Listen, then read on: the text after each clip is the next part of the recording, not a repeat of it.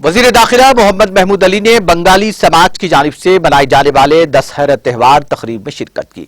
इस मौके पर कौमी मीडिया से बात करते हुए उन्होंने कहा कि वजीर आला KCR की क़ियादत में तश्कील करदा तेलंगाना रियासत सेक्युलरिज्म की एक मिसाल है। यहाँ की रिवायती गंगा जमनी तहजीब पर मुल्क भर की निगाहें मरकूज हैं। उन्होंने इस मौके पर कहा कि बंगाली समाज के अफराद की बहबूद के लिए हर मुमकिन सहूलत हुकूमत की जानिब से फराहम की जा रही है। इस मौके पर MD TTV फुरकान अहमद, साबिक कॉरपोरेटर मोहम्मद गौस के अलावा बंगाली समाज से वाबस्ता कायदीन मौजूद थे।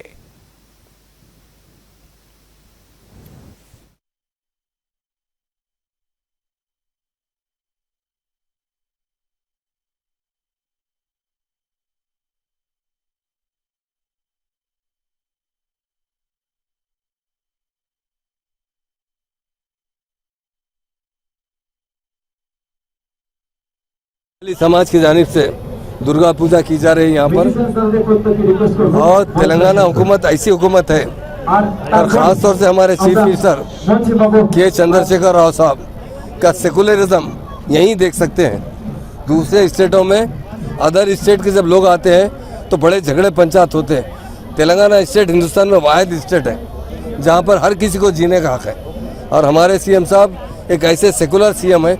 आज बहुत अफसोस होता है, सेकुलरिज्म को दाग लग चुका है, लोग सेकुलरिज्म से घबरा रहे हैं। मगर जब भी हमारा मुल्क तरक्की कर सकता है जब सारे ज़ात के लोग एक जगह जमा हो, प्यार मोहब्बत से रहें। और आप देखिए कितने यहाँ के आर्टिस्टों ने, खासतौर उनकी दुर्गा पूजा का जो एहतमाम किया गया है और जो आर्टिस्टों ने जो बनाया है पेंटिंग, और वहाँ की जो जिस तरीके से मूर्तियों को तराशा गया है पेंटिंग से और मिट्टी से बनाया गया है, बहुत अच्छी तरीके से उन कारीगरों को भी वो मुबारकबाद देता हूँ।